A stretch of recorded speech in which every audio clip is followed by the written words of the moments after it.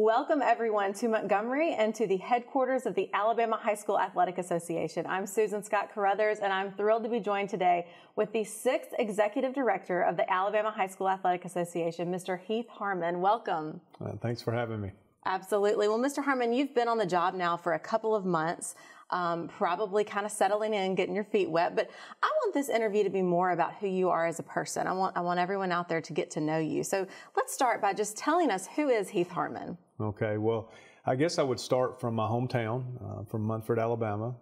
Grew up in Munford and just had great experiences at Munford High School as a student athlete, and had great teachers and great coaches and great athletic experiences. And so when I think back to those times, I don't know at the time that I think through the blessing that it was to have those things. Of course, I had a great family, and we always would talk through things and base kind of the conversations on competition and on athletics. So, just things like leaving a place better than you found it, or sportsmanship, or, respect for others, and, preparation and doing your best to try to succeed, but at the end of the day, having respect for whoever might be your competition. And so those were the things I learned growing up, work ethic, things like that.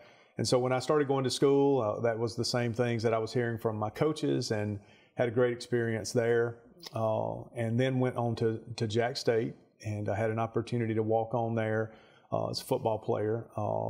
Didn't have a lot of talent, but I do think that I had a work ethic. And back then you could invite 5 walk-ons to start in August. The other walk-ons had to wait till January. So for whatever reason, the position I was playing, they needed that, for scout team purposes. So I actually got to join the team in August. And the significance of that was Coach Burgess was the head coach, and he treated all the players the same, whether you were the starting quarterback or the scout team guy. But that was the fall of '92, and we actually won the national championship in Division II. So looking back on it, that whole experience of going through that season was really special. And just once again, great professors and great coaches and people like that. So that really springboarded me then into my career as a teacher and a coach. Well, one thing that's unique about you in this role is that you have an administration background. So how do you think that those experiences have maybe contributed to your leadership style and how you plan to run the association? Yeah, if you would have told me my first couple of years teaching and coaching that I was going to be an administrator, I don't know that I would have thought that was going to be something that I was going to do. As a matter of fact, I was encouraged in my very first year. My superintendent encouraged me to immediately enroll in a master's program. He said, you haven't been out of school long. If you wait a couple of years, it's going to be harder to go back. You need to go ahead and get started. And so I went to the University of Alabama at Gadsden, and Randy Holland was the guy that scheduled the classes. And so I got to meet him, and years later, he called me and he said, hey, we've got a program where you can get your administrative degree. And I remember being on the phone with him, and I said, Randy, I appreciate that, but I'm not interested. And he said, you're not listening to me. You need to join this program. Randy, I'm not interested. He said, well, you don't understand. I've already got you enrolled and ready to go. I'll see you Saturday.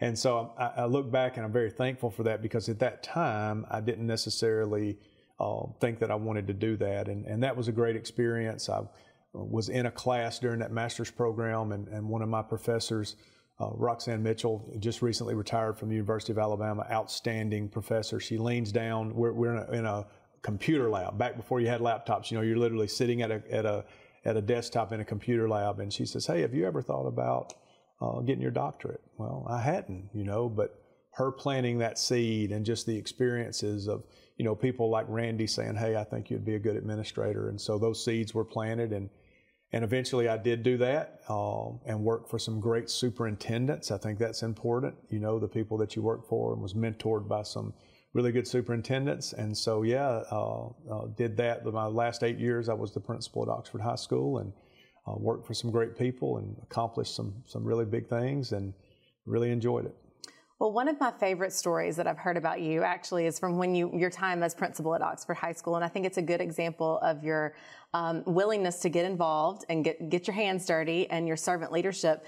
Tell us about when you ran with the cross country team.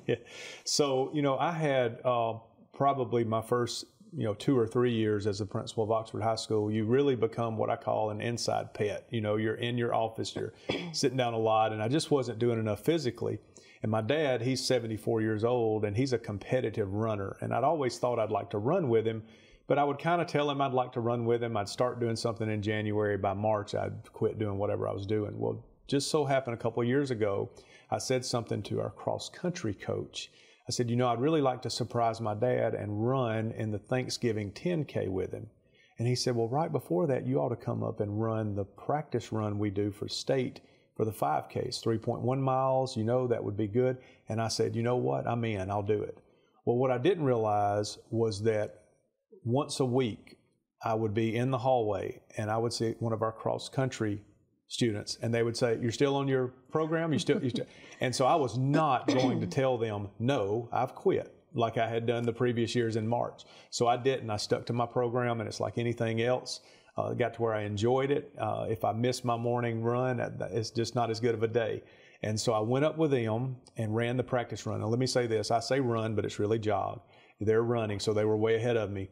But there's a part of that course where you take 3 really quick uphill, like they're kind of short, but pretty steep. And I remember coming down on the 3rd one, I'm like, I really hope there's not a 4th, because I'm not quitting. I came down, there's 3 of those, and when I finished, of course, the kids are loving it.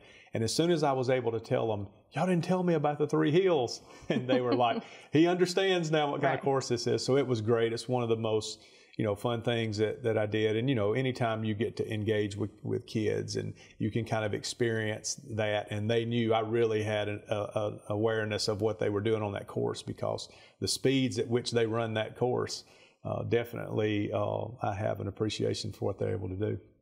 Well, I want to talk a little bit about your family, and I want to start with your son, who is very interested in bass fishing, not an official sport of the Alabama High School Athletic Association yet, but a growing sport, and a lot of schools getting involved. Tell me about the tournament that you took him to up north. Yeah, so he would fished on Oxford High School's club bass fishing team, and really enjoyed that. And, I try to go with him and fish with him, but I'm not very good.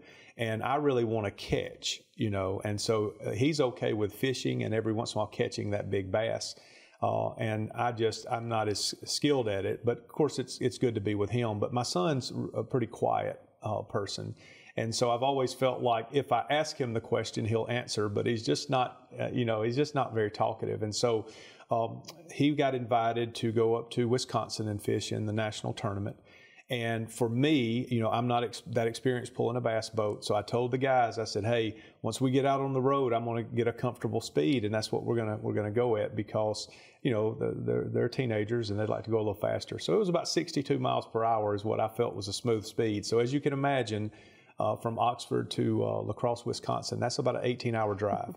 So we get out on the road, and he and his partner, they start talking. And it's the first 4 or 5 hours, it was literally just about fishing. But then it's about life. It's about next year when they go to college. And I'm literally able to listen and have a conversation with them for 18 hours. Mm-hmm. We go up and they fish in a tournament. They did really well. They were very pleased. And both of those guys are kind of hard on themselves. So very pleased with their performance. We are there about a week. We get up to leave like on a Saturday morning. We get into the truck and they're asleep. And I have to drive about an hour and a half before I need to stop and get fuel. So we stop. That wakes them up. They see a place where they can get some breakfast. They get some breakfast. So long story short, it ends up being about 2 hours into the trip when we get back on the road, and they're awake now. And they talked for 16 hours on the way back. So I got 18 hours and then 16 hours. And that I wouldn't trade that for anything. The fishing was great. But just getting to hang out with them and listen to their thoughts on life and fishing and everything else is pretty special. That's great. That's some of those behind the scenes things that are a part of sports and athletics that really mean a lot. Tell me about a special Christmas tradition that I hear that your family has. Yeah, so several years ago, I have a daughter who's 22 now, and several years ago she was involved in ballet, and she did ballet, cheer, basketball. But when she was pretty young, she got involved in ballet, and the group that she was with told us 2 years in advance about a trip that we would be taking to New York. And even though I didn't think I had a bad attitude about it, I think my wife thought that I didn't have the best attitude about the trip because I felt like it was more of a fundraiser. I didn't know really, are we going to end up in New York, back somewhere where nobody shows up and it's really just a fundraiser, which it was not. It ended up being a great experience. But because of that, my wife really likes to plan meticulously, and especially with trips. And so she sees that the trip is going to be in between Christmas and New Year's Eve. We're going to go up to New York, and she sees that there is one of the days where we have some time off to do whatever we want to do, that Yankee Stadium is being transformed into a football stadium for a bowl game. And so during Christmas, her gift from her to me is tickets to the Pinstripe Bowl. And so we go up to the Pinstripe Bowl. It's in Yankee Stadium. It was Rutgers and Iowa State. She bought tickets from Rutgers University, so we're sitting in the middle of all these Rutgers fans, and we have a blast. That was like 14 years ago. And so I didn't know she was going to do this, but the next Christmas, I opened my gift from her, and it's the Belk Bowl. So she just started doing this every Christmas. So I opened the gift, and we don't know what bowl game we're going to. So really cool thing about that is my kids, as soon as they see me open the gift, they start researching things about the city, the things that they want to do. And so what happens is, because we had so much fun sitting with the Rutgers fans, we kind of pick, we're going to be a fan for a day. So really neat stories. I've got pictures of my kids basically growing up, because it's once a year I have pictures in their seat so you can kind of see them growing up. And we've had some really, really cool memories where we decided we were going to be Tulane fans for a day at the Cotton Bowl. And if you remember a couple years ago at the Cotton Bowl, Tulane's down by 2 touchdowns late in the game. And they come back and win the game. So that was, sometimes we pick the right team to pull for, sometimes we don't. Now, as my kids have gotten older, now that my daughter's graduated from Auburn and my son's in Jack State, they don't really want to pick a team to pull for. They want to pull for Auburn and Jack State. But still, the trip, the game, it's a really special thing that we do every year. And have I heard that you met a pretty important person on one of those trips? We did. So the thing about this was, my daughter, this last trip that we went on, we went to the Orange Bowl. And so, like I said, my wife likes to meticulously plan these trips. And my daughter is a very, very sweet and kind person, but we had like a 3 a.m. flight into Miami.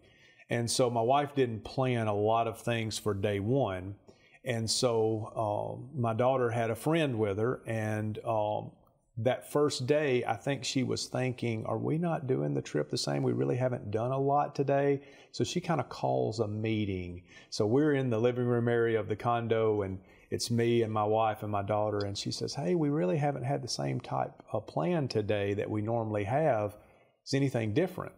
And I look at her and I say, no, nothing's going to be different. It's going to be a great trip. Just relax. And so it ended up being a great trip. Well, a couple of days later, we actually were staying on the property of Trump National. Doral was across the street, so we weren't staying there, but you could take a shuttle bus and enjoy any of those amenities. And so my wife and I went over one day, and we were like, wow, this is really, really nice. And so we told the kids, we said, we'll go over game day on Saturday. So we go over on Saturday for game day. There's a restaurant and a coffee shop, and we're going to have breakfast. Well, we decide that really the coffee shop looks just as good as the restaurant. So outside the coffee shop, there's 4 tables. We go over, and coffee and bagels, maybe. We come back over and we sit at these 4 tables. We're the only ones at one of the tables. And all of a sudden we hear all this commotion, and you hear this big group of people coming toward the door. And it's like Secret Service people walk in, and they're like, if they're already here, they can stay, but nobody can just walk in. So here comes Donald Trump as he walks in, and we're just in total awe of this. And he comes in, and we found out later that typically he finishes once a month. He comes and plays golf and comes into the restaurant. Well, he ends up having to walk by us because he's going to go into the restroom prior to going in and having lunch. And so he walks right by us. We're the only people sitting there. So he starts to engage with us, and we're like, we met a former president. You don't get to do that. And so I looked over at my daughter and I said, how about your mom's plans now?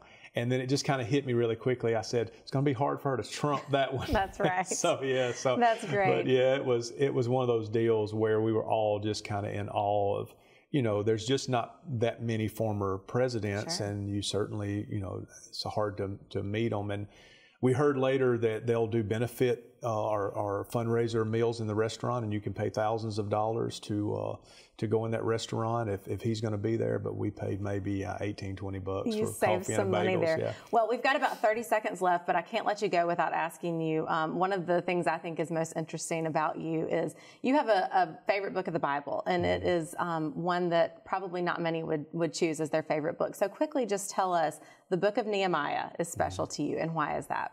Yeah, so several years ago, I ran across the book Quiet Strength. It was written by Tony Dungy. Just a phenomenal book. And in that book, he was talking about one of his mentors when he had the first conversation about, hey, one day I think I want to try to be a head coach in the NFL. And the mentor told him, if you're going to be a head coach in the NFL, you really need to start studying leaders, and you need to start with Nehemiah. Well, I put down the book Quiet Strength and immediately went to Nehemiah. And when you read that story, Nehemiah is trying to accomplish a really big job. And the first thing that happens is when you have a big goal, you're going to be laughed at. There's going to be adversity. And he talks about how when you're handling that adversity, you're building something and you're protecting. You're fighting, building with one hand and fighting with the other. And so that was just really special to me because I do study leaders. That's why I was reading Quiet Strength. I think Tony Dungy is a great leader. And just to see those ideas, and then through leadership, I have come across adversity. I have come across times where you're trying to build something, you're trying to be progressive, but you're also trying to protect what's important to the association or organization. And so you have to build with one hand and fight with the other. I love that. Well, you do have big shoes to fill. You've got a big job to do. We look forward to watching you as you build this association and lead them into the future. But thank you so much for taking the time to be with us today and let us get to know you a little bit more. Well, thanks for having me.